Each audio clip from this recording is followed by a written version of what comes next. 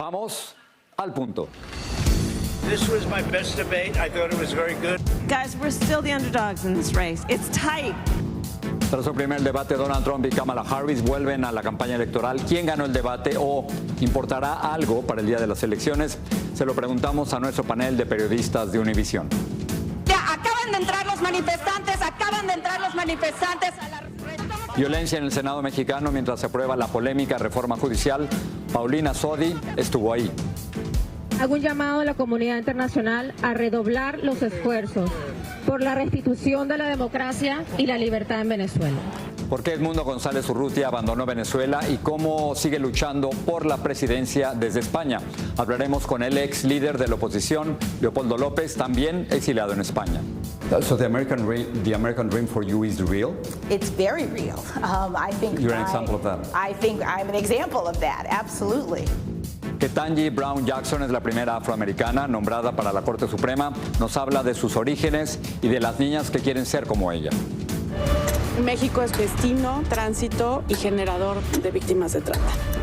Una de las miniseries más populares de Netflix destapa las historias de mujeres latinoamericanas víctimas de la explotación sexual en México. Comenzamos.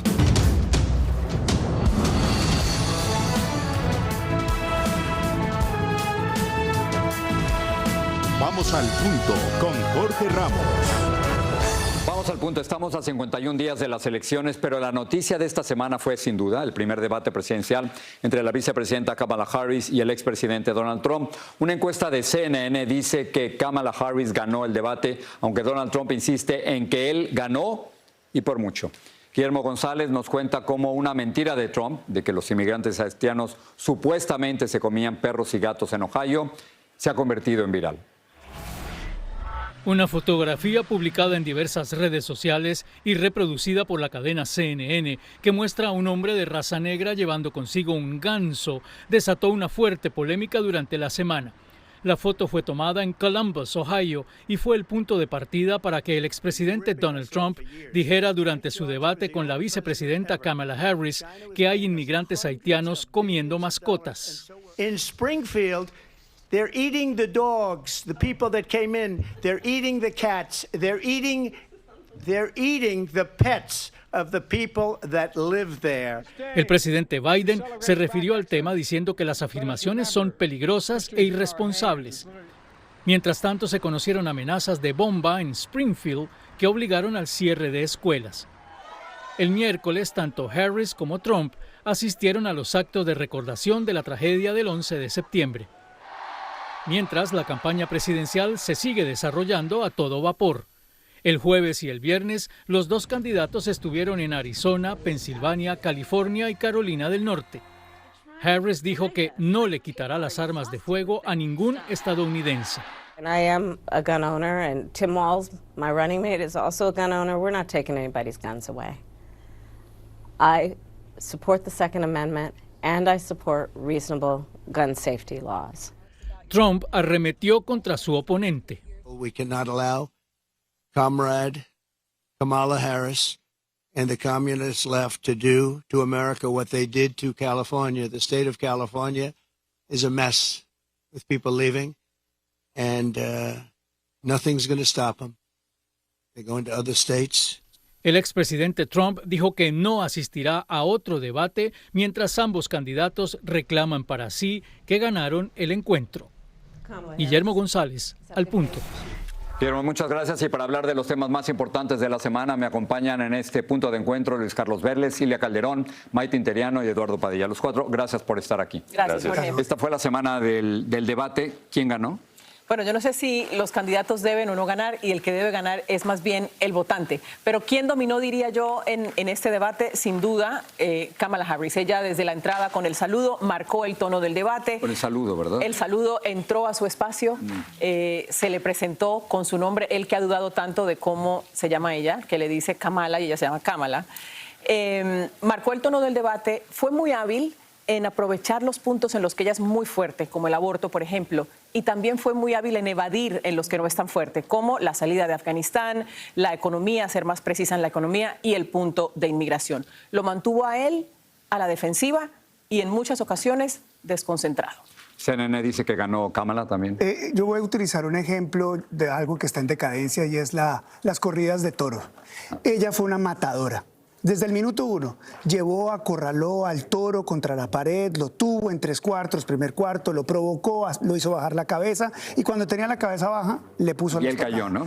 Precisa, táctica, inteligente, metódica. Se nota que hizo la tarea, pero también se nota que Donald Trump no hizo la tarea. Claro, Eduardo. Parece ser que se prepararon de formas muy distintas. Sí, definitivamente. Bueno, ella en teoría pues, estaba ensayando, tenía el sparring, a él hablaron de que había policy talks, ¿verdad? Que esas conversaciones de política, pero en realidad no era que estaba haciendo el ejercicio físicamente de estar debatiendo con alguien, sino simplemente como repasando un poco los temas. Pero pues la verdad lo que escuchamos era, como dicen, the greatest hits, ¿verdad? Estos grandes éxitos, repitiendo muchos de los temas. Y él dejó lo mejor para el final. Que lo mejor era, ¿por qué Kamala Harris? ¿Por qué no hiciste todo esto durante años, exacto, en vez de estar enfatizando eso durante? Sí, y recordemos que a él no es la primera vez que lo vemos en un debate de esta magnitud. Ya llevaba 6, 7, inclusive ella, todos los ojos estaban puestos en ella. Creo que efectivamente, como dicen mis compañeros, hizo la tarea, sabe manejar bien su lenguaje corporal, estaba preparada y era su oportunidad. Supo cómo aprovecharla y viniendo del debate anterior, que fue el del presidente Biden, que lo llevó a tomar la decisión de retirarse. Creo que las expectativas las llenó y no sé si hubo ganador o no, pero realmente logró aprovechar ese momento versus que Trump pues fue más de lo mismo que hemos visto anteriormente. Eduardo, tú me dijiste que querías hablar de los conductores de ABC. ¿Por qué? Mira, es que la verdad ha habido mucha gente que les ha felicitado, que qué maravilla, que estaban haciendo el fact-checking y si Trump estaba diciendo mentiras, que si insistiéndole para ver la verdad. Pero la verdad es que a mí lo que me sorprendió mucho de estos moderadores era cómo hacían el approach con cada uno. O sea, con Donald Trump sí, le checaron todas las... 5 algunas, veces, ¿no? Exacto, 5 veces. Algunas de las mentiras, no todas, pero esas bien checadas. Pero a ella no le dijeron nada. No solo eso, cuando a Trump le hacían follow-ups, esas preguntas de seguimiento de lo que él estaba diciendo, por ejemplo, del tema de Obamacare, que si tenía plan, entonces él empieza a explicarles que sí, más o menos, el plan, y entonces, ¿tienes o no, sí o no? Y entonces él contesta. A ella, la primera pregunta, la que dijiste tú, Ilia, la de la economía, le preguntaron, ¿estamos mejor hace 4 años? ¿Les parece que fueron injustos?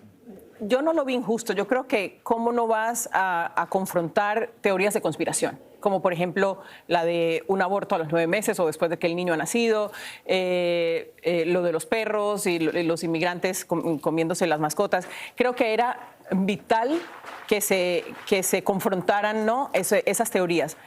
¿Qué pasa en los debates? Que no siempre se puede hacer fact-checking exacto de cada una de las cosas. Los candidatos, todos durante la historia, han dicho imprecisiones, pero no podemos los conductores sentarnos a chequear cada una. Pero entonces, ¿qué hacemos como conductores? ¿Hacemos fact-checking, preguntamos o nos quedamos fuera y no preguntamos como en el debate de CNN? Yo lo que creo es que hay que seguir las reglas del debate. Sí. Y yo creo que por eso hay una diferencia tan grande entre el debate de CNN y este debate. En el debate de CNN era claro que los moderadores eran unos facilitadores de la conversación. Y no iban a hacer fact-checking. Que no iban a hacer fact-checking. No hicieron. Y estas eran las condiciones de este. Hicieron fact-checking. Eso es lo que deberíamos hacer. No nos corresponde a los periodistas. Yo creo que sí, pero esa respuesta es difícil, ¿no? Exacto, La ley es la pero norma. nuestra labor como periodista es poner y enfrentar a las personas, especialmente cuando están diciendo una tras otra mentira. Creo que Trump lo ha dicho tantas veces que ya los presentadores, y estoy atreviéndome a decir esto, venían preparados para lo que iban a decir, por eso pudieron hacerle el fact-checking. Creo que también nos saltó como periodistas y como observadores que en los debates anteriores no hubo eso y quizás el mismo Donald Trump no se lo esperaba. Yo creo que por eso fue lo que hizo. ¿Debemos como periodistas? Sí. ¿Debe ser una regla que se debe implementar? Quizás sí. Pero igual yo sentí también que estaba hasta metiendo un poquito de opinión cuando le preguntan a Donald Trump que si él aceptó ya su derrota en el 2020 y entonces dice, no, fue un comentario sarcástico y David Muir dice, no detecté el sarcasmo. Ahí ya yo siento que ya está cruzando una línea. Una de las mentiras de Donald Trump claramente es decir que los inmigrantes haitianos en Ohio se están comiendo perros y gatos. Lo vimos en el reportaje anterior, pero volvió a decir esto. Recording of 911 calls even show residents are reporting that the migrants are walking off with the town's geese.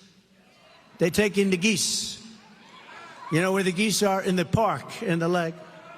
And even walking off with their pets. My dog's been taken.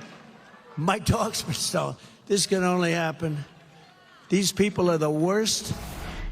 Claramente has criticado esto. Sí, me parece gravísimo que una persona que fue presidente, que está aspirando a llegar otra vez a la Casa Blanca, esté diseminando mentiras de este tamaño. Mentiras que son racistas, que le hacen daño a una comunidad que ha llegado a Springfield, Ohio, con permisos de trabajo, la mayoría de ellos, a trabajar y a tratar de revivir una economía que se ha estado muriendo durante las últimas décadas. Entonces, me parece peligroso, me parece racista y me parece que en su posición no debería ser. Maite. No, y es irresponsable porque no solo él que lo dice, sino todas las personas que lo están comentando, volviendo a decir. En su momento, periodistas como David Muir y nosotros aquí en Univision fuimos a investigar y averiguar. Las autoridades están diciendo esto no es cierto. No hay Entonces, ¿de dónde y por qué insistir? No solo lo dijo en el debate, sino que ha seguido a lo largo de esta semana diciendo esto. Para ganar votos, es criticar a los inmigrantes para ganar votos. Yo no sé si con eso gane votos. Yo creo que Donald Trump comete un error sistemáticamente. Es experto en cometer errores. Este es un error. Primero, que no es verdad. Y segundo, ¿qué voto gana con esto? Su base ya la tiene concebida. El votante independiente en la mitad no va a votar por Donald Trump por esto, ¿no? Yo diría que es otra manera y es otra forma de seguir, como digamos, insistiendo en el miedo que hay que tenerle a la inmigración. Y ese ha sido un caballito de batalla de él desde el 2015, la inmigración. Y el origen de toda esta historia es que hay testigos viendo niños haitianos persiguiendo patos y gansos en el parque, como los han hecho mis hijos, como probablemente lo hice yo en los parques. ¿Sabes? Seguro. Y de ahí se va escalando en toda esta conspiración y coincido contigo, aterrorizando. No gana un solo voto con eso, no gana un solo voto con eso. Que no se nos olvide que patos y gansos migran. Entonces, cuando se van del parque, probablemente hay migración. Hay migración. Los inmigrantes no comemos los gatos y los perros de los estadounidenses. Por supuesto que Ojo que el pato es delicioso. Pero no el vecino. No del parque. Los cuatro, gracias, te los agradezco. Muchas gracias a ti. Gracias. Estas son las noticias al punto. Venezuela dijo que arrestó a 6 extranjeros, 3 de ellos estadounidenses, por un supuesto complot de la CIA para matar al gobernante Nicolás Maduro y desestabilizar el país. Estados Unidos lo rechazó totalmente. Buenos días, les saluda Guillermo González. La NASA celebra hoy el regreso a la Tierra de los 4 astronautas de la misión Polaris Dawn de SpaceX, que realizó la primera caminata espacial comercial del mundo luego de una misión de 5 días en órbita. En México y en ciudades de Estados Unidos, los mexicanos celebran hoy los 214 años del Grito de Dolores, que inició la Guerra de Independencia de México contra el dominio de España. El mexicano Saúl Canelo Álvarez ganó por decisión unánime la pelea al boricua Edgar Berlanga y retuvo así sus 3 títulos de los superligeros ante más de 20,000 espectadores en la T-Mobile Arena en Nevada. En breve regresamos al debate y discusión en Al Punto con Jorge Ramos. Acaban de entrar los manifestantes al recinto del Senado. Nos vamos a mover por medida de seguridad. Están a punto de romper los cristales. Vamos a salir por cuestiones de seguridad. Acabamos de ver el momento en que cientos de manifestantes irrumpieron en el interior del Senado en México y mi compañera Paulina Sodi estaba precisamente ahí. Protestaban por una reforma judicial que finalmente fue aprobada por ambas cámaras del Congreso y por la mayoría de los estados. Así se cambiará la Constitución para que los jueces en México, en lugar de ser designados, sean elegidos por votación popular. Paulina Sodi está aquí con nosotros y tiene 2 entrevistas exclusivas. Paulina, gracias por estar aquí. Felicidades, extraordinario trabajo periodístico. Este es el contexto. Estabas haciendo el noticiero Univisión, estabas haciendo una transmisión en vivo cuando de pronto... Estaba haciendo una transmisión en vivo para presentarles 2 entrevistas en exclusiva que habíamos conseguido para Noticias Univisión, una con la ministra presidenta Norma Piña y otra con la ministra Yasmín Esquivel, para hablar justamente sobre la reforma judicial. En ese momento se estaba llevando a cabo el debate en el Senado de la República. Cuando estábamos a minutos de entrar con ustedes al noticiero, empezamos a notar un ruido inusual, vibración en el edificio, y mi productor me dice, están entrando, y me hace saber que manifestantes estaban entrando. Hasta ese momento nosotros no sabíamos si eran manifestantes a favor o en contra o de ambos lados. ¿Quiénes eran? Eran trabajadores del Poder Judicial, eran estudiantes de Derecho y eran personas que estaban en contra de esta reforma.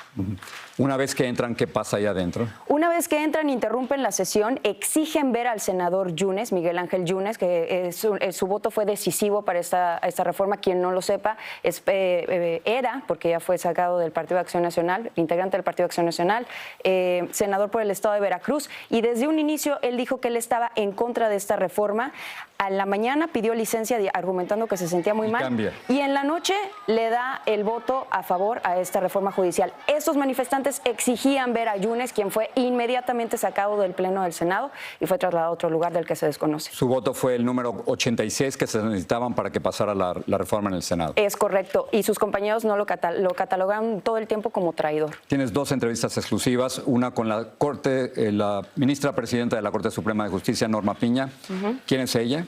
Ella, como bien lo dices, es la ministra presidenta de la Suprema Corte. Ella, desde un inicio, su relación con López Obrador ha sido sumamente ríspida y ella ha argumentado en todo momento que esta reforma judicial no es la que necesita México, que si bien hay que fortalecer el sistema, esta no es la manera. Vamos a ver la entrevista. El Estado de Derecho se ha ido mermando y esto se ha combinado con una narrativa que llevamos 6 años contra el Poder Judicial Federal en cuanto a nepotismo, que no corresponden a los datos exactos que se dan, en cuanto a ciertas figuras de que los jueces y magistrados dan sabadazos, en que son corruptos, en que se libera delincuentes, y esta narrativa durante 6 años, todos los días, ha permeado en la ciudadanía. La presidenta de la Corte Suprema de Justicia de México, con el cambio constitucional, ella perdería su puesto. Ella va a estar en ese puesto hasta agosto del 2025, es cuando acaba su presidencia dentro de la Suprema Corte. Y hay 3 nombres que se están barajeando para ser presidentas de la Suprema Corte. Me refiero a Yasmín Esquivel, a Loretta Ortiz y a Lenia Batres, que si bien cualquiera de ellas podría quedar o en la presidencia de la Suprema Corte o en el órgano regulador que se estaría conformando con esta reforma judicial. Y algo que es muy importante es que conversamos con Yasmín Esquivel sobre la inversión extranjera, cómo garantizarle a los extranjeros que lo que inviertan en el país va a estar seguro. Ahora, para aclarar, ¿ella es del Partido Morena o está apoyada por el Partido Morena? Yasmín Esquivel está apoyada por el Partido Morena y está a favor de esta reforma judicial. Ok, vamos a ver la entrevista.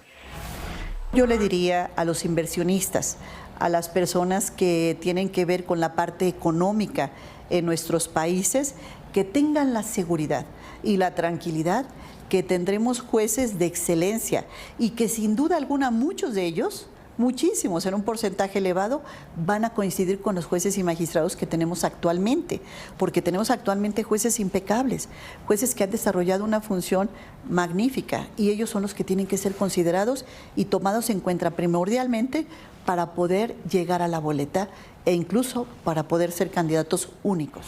Muy bien, ahí están las dos visiones. ¿Qué va a pasar ahora en México?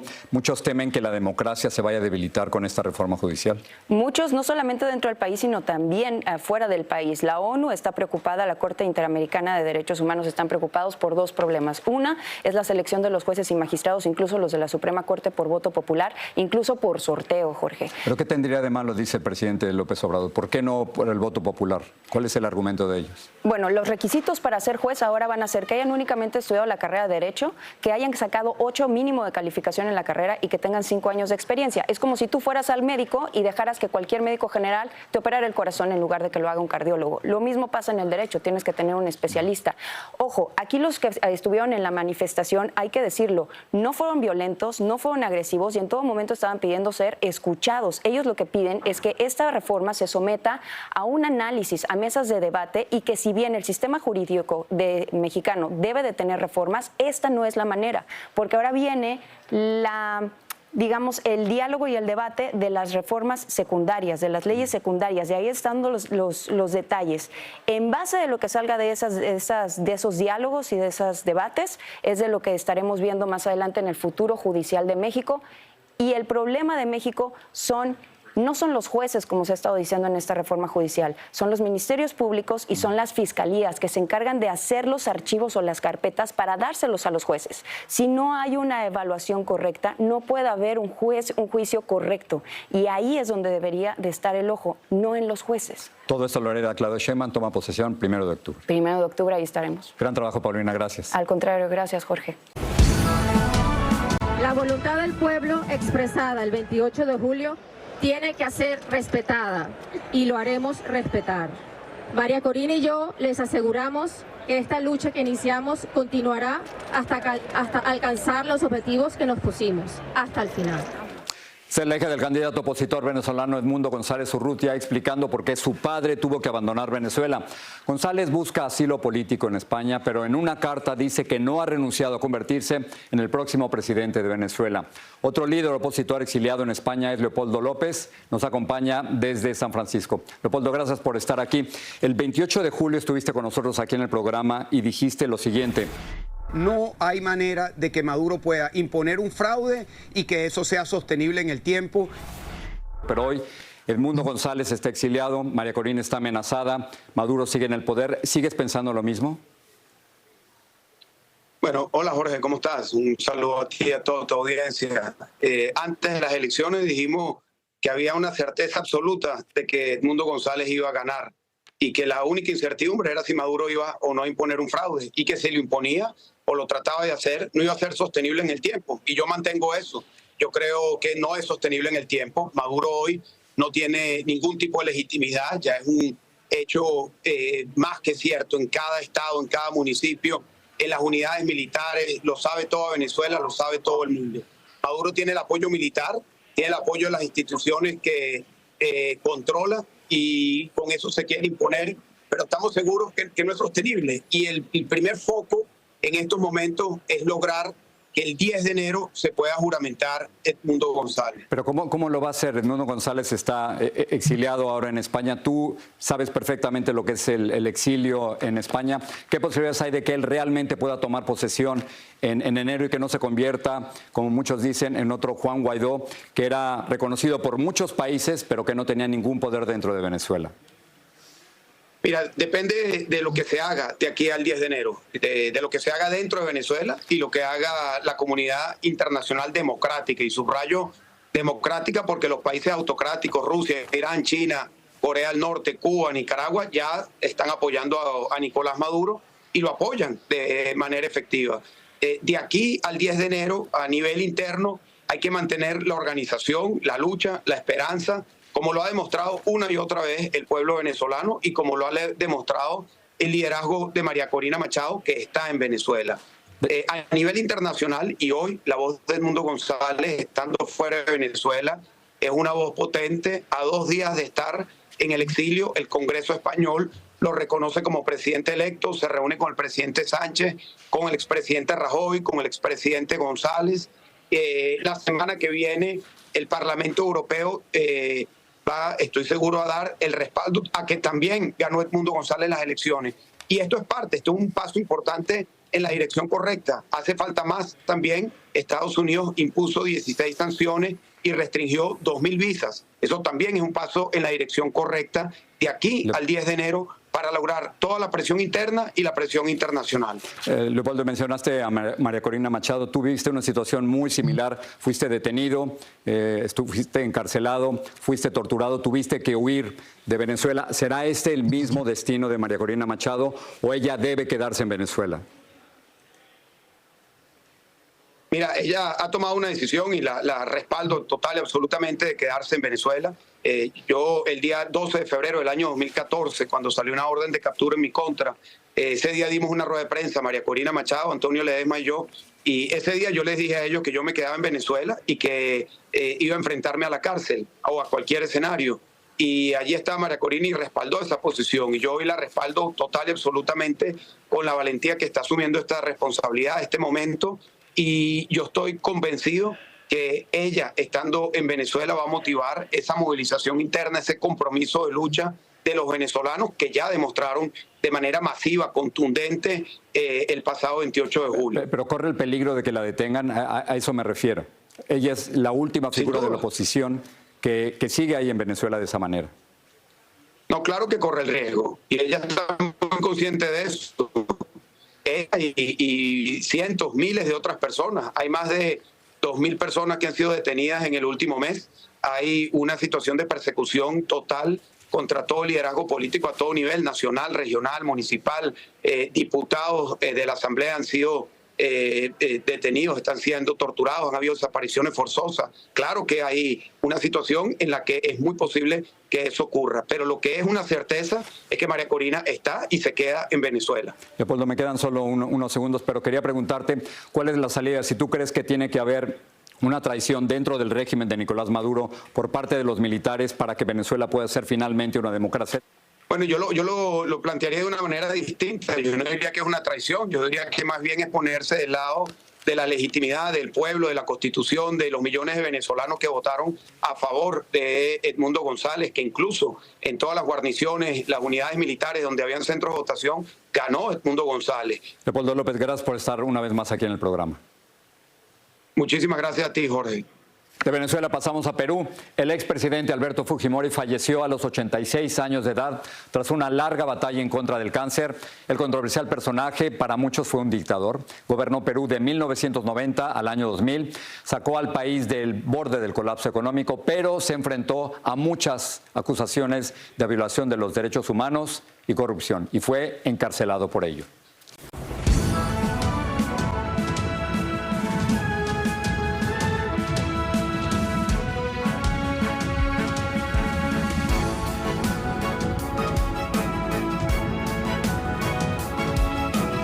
Ketanji Brown Jackson es la jueza más reciente de la Corte Suprema de Justicia de los Estados Unidos y la primera mujer afroamericana en estar ahí. Jackson fue nominada por el presidente Joe Biden y forma parte de la Corte desde el 2022. Ella acaba de escribir esto, unas memorias sobre su vida en el libro que se llama Lovely One. Ella creció en Miami y recientemente me senté con ella en el Museo de Coral Gables y esta es parte de la entrevista. Justice, thank you so much for talking to us. I really appreciate it. Oh, I'm delighted to be with you. You start the book describing that special moment in which you became the first black woman on the Supreme Court, and you write the following, that you had to keep reminding yourself that the moment was real. Of course, many things have been written about that extraordinary moment, but I wonder how you think about it, your perspective, how history was changed in this country because of you. Well, you know, it was an extraordinary moment. I've said I am the first black woman to sit on the Supreme Court, but I'm not the first black woman who could have done this job. And so I think that it demonstrates the progress that we've made in this country. So But is there a special yes. responsibility? Well, you know, I think the responsibility to do a good job, we all have. But when you are the first in a particular situation, I think all eyes are on you. People are expecting things of you, and you want to make sure that you do a good job because you don't want to be the last. You say that, again, I'm quoting, that no one arrives at the highest heights on their own, but also that you come from a people who have faced extreme trials from slavery to segregation. Did you ever feel discriminated? And if that's the case, how did you respond? Well, you know, I don't at all have a recollection of discrimination like the kind that my ancestors faced. What I discuss in the book is the sort of historical circumstances that created adversity for African Americans in this country and how it impacted me in the following sense. As I said on the White House lawn the day after I was confirmed, in my family, we have gone from segregation to the Supreme Court in one generation. It impacted me because the laws that I talk about, the changes, occurred just a few years before I was born. And so my parents had grown up in a society where they had been excluded, where they had been prevented from participating. And so when the laws changed and their daughter came, my parents were very interested in getting me involved in all sorts of things. Opportunities that they never had, I had and took advantage of. So I felt so blessed to have been born when I was born. So the American dream for you is real? It's very real. I think You're an example of that. I think I'm an example of that, absolutely. Can I ask you about your husband, Patrick, Yes. and how China's Cultural Revolution had anything to do with this unique romance? Page 133 on your book, if that helps. Yes. Well, no, I mean, we took classes together. We met in college, and we took the class where we met was called The Changing Concept of Race in America. And then we got to be friends, and we studied together, and we took the Cultural Revolution was another class we took, because, you know, we just enjoyed interesting historical subjects. So you think, Patrick, and you are example of the future of the United States? I was checking the Census Bureau. In 2050, everyone is going to be a minority in this country. Everyone. Really? Yeah. Interesting. Yeah. You know, I think we are, in a way, an example of the promise of America. Which is? Which is that people from all different walks of life, people from different backgrounds, people from other countries can come and make a life for themselves. You know, it's sort of the multicultural vision that I think so many people have, especially in this area where I grew up. Let me go from words to numbers. Let me give you some numbers. 51% of Americans have a negative opinion of the Supreme Court. This is according to a recent poll by Pew Research. I know you cannot say it, but some experts are pointing to the overturning of Roe versus Wade, the immunity ruling on presidents, the backlash on the gift accepted by Judge Clarence Thomas, the 2000 election. I know you cannot talk about that, but why do you think Americans now have a negative opinion of the Supreme Court?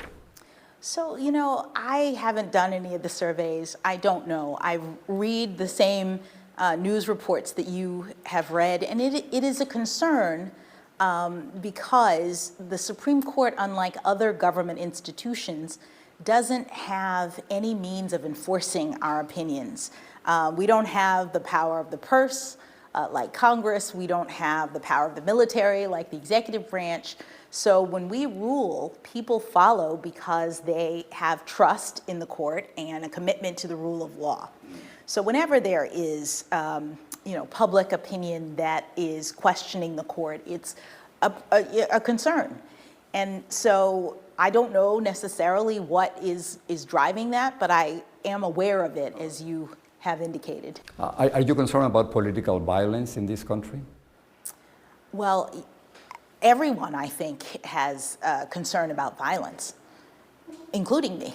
Let me just finish with an anecdote that I just told you. In 2013, I had the opportunity the privilege actually, to talk to Justice Sonia Sotomayor at the Supreme Court. And right at the end, we put some salsa music, and to our surprise, she stood up and she started dancing, and she asked me to dance. Yo contigo.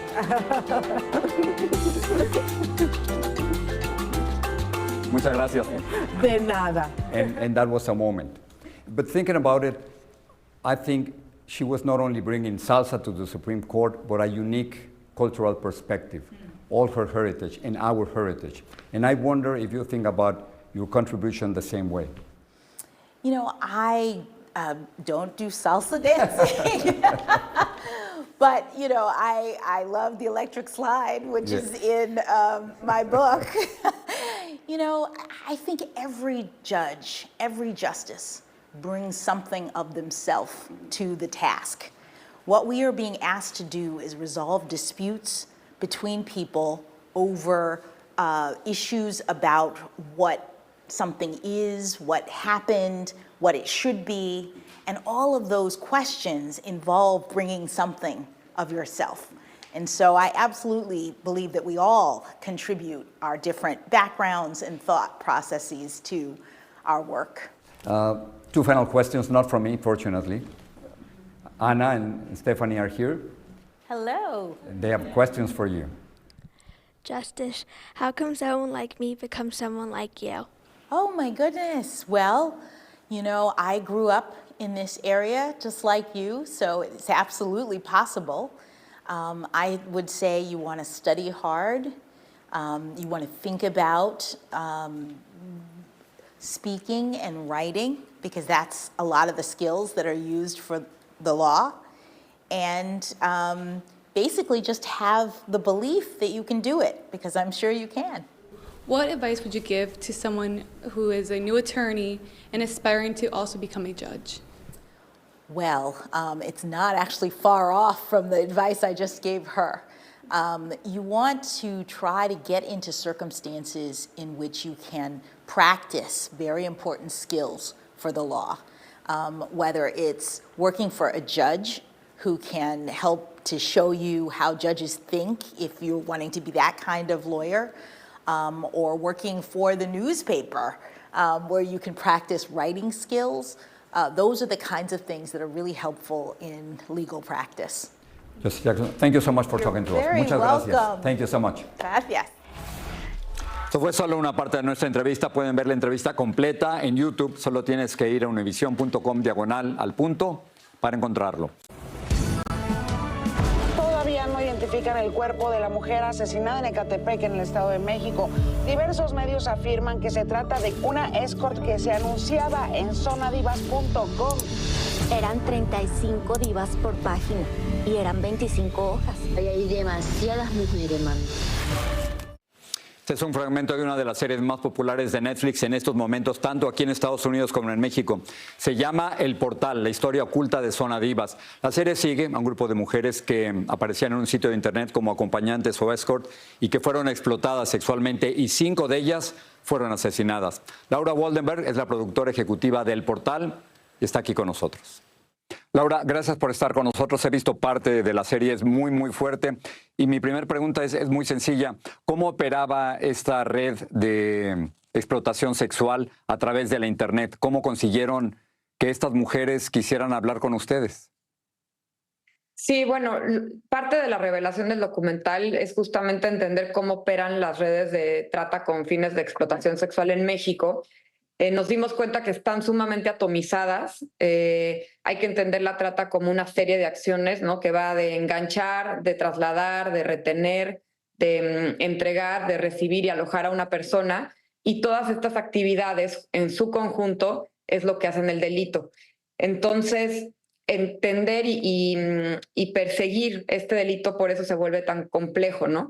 Lo que nosotros nos dimos cuenta es que la página de Zona Divas, que fue muy famosa en su momento porque hubo 5 feminicidios de mujeres que se anunciaban en este portal, es que realmente era una fachada de redes de trata, ¿no? Su fundador en su momento defendía al portal, pues, diciendo que en realidad era publicidad, pero lo que nosotros pudimos documentar es que en realidad es una fachada donde las famosas agencias, y se llaman así como las agencias de modelos, pues realmente eran la fachada de estas redes de trata, ¿no? Laura, hay 5 feminicidios que ustedes muestran en la miniserie. ¿Cómo las matan y quién las mata? Bueno, justamente esa es la gran pregunta, ¿no? Estos 5 feminicidios eran 4 venezolanas y una argentina. Todas eran mujeres pues muy jóvenes, en los 20, entre los 23 y los 27 años. Trabajando en México, ¿correcto? Trabajando en México. Todos estos feminicidios ocurrieron en México y en los alrededores de la ciudad, sobre todo en los hoteles. Y además en hoteles de colonias pues muy frecuentadas, ¿no? En Escandón, en calles como Patriotismo, ¿no? Y nos dimos cuenta que muchos de estos feminicidios estaban con el mismo modus operandi, ¿no? Posteriormente nos dimos cuenta, ya una vez teniendo acceso a los expedientes, que únicamente 2 de estos 5 feminicidios tienen una sentencia. Ahora, ¿cómo consiguen que toda esta gente que ciertamente se debe sentir amenazada hable con ustedes? ¿Cómo fue el proceso para hacer la miniserie? Pues eso fue uno de los retos más importantes de este proyecto. Fue un trabajo de investigación de 3 años. Tuvimos periodistas en Venezuela, en Argentina y en México. Y realmente el trabajo consistió en pues, ir creando vínculos de confianza con estas personas. Parte importante, porque por las razones que hicimos este documental, era que pues estas mujeres habían sido, sus casos habían sido cubiertos en medios de una manera muy estigmatizante, y lo que nosotros queríamos era cambiar esa narrativa, que estas mujeres sean recordadas como las mujeres que son. ¿Cómo las presentaban, Laura? ¿Cómo las presentaban? Pues como otra escort más asesinada brutalmente en la Ciudad de México, ¿no? Sin ahondar en sus historias. Y y simplemente con la etiqueta de que era escort, ¿no? De que era trabajadora sexual, pues con vistas a vender más, más. Pero ustedes las presentan como víctimas, como unas verdaderas víctimas. Claro, lo que nosotros intentamos con este trabajo es presentarlas primero como víctimas, como mujeres que tenían familias en Venezuela, en Argentina, en Colombia, que migran a México en busca de un mejor futuro y también para ayudar a sus familias. Entonces, lo que buscamos fue humanizar estos casos y a partir de esa intención, pues poco a poco se fueron abriendo los familiares para hablar con nosotros. Laura, termino con esto. Este es un caso específico, pero hay muchos más como este que no se han logrado descubrir. Claro, este es un problema sistemático que hay en México, que existe en México, que además se da porque existe colusión con las autoridades, sobre todo con las autoridades migratorias, que en este trabajo pudimos constatar que permiten que estas mujeres puedan entrar a México, así como una vez que entran a México, pues son extorsionadas también por la propia policía. Entonces, todo esto genera un caldo de cultivo en México para que pues este delito sea perpetrado, ¿no? Laura Goldenberg, productora ejecutiva del portal La Historia Oculta de Zona Divas. Gracias por estar aquí. Muchísimas gracias a ti, Jorge. Y antes de irnos, recuerden que ya pueden escuchar nuestro podcast todas las semanas en euphoriaondemand.com. No dejen de seguirnos en Facebook, Instagram, TikTok y X, que antes se llamaba Twitter. Además, si te perdiste alguna de nuestras entrevistas, puedes verlas en streaming a través de ViX. Y si prefieres YouTube, ahí estamos en univision.com/al punto.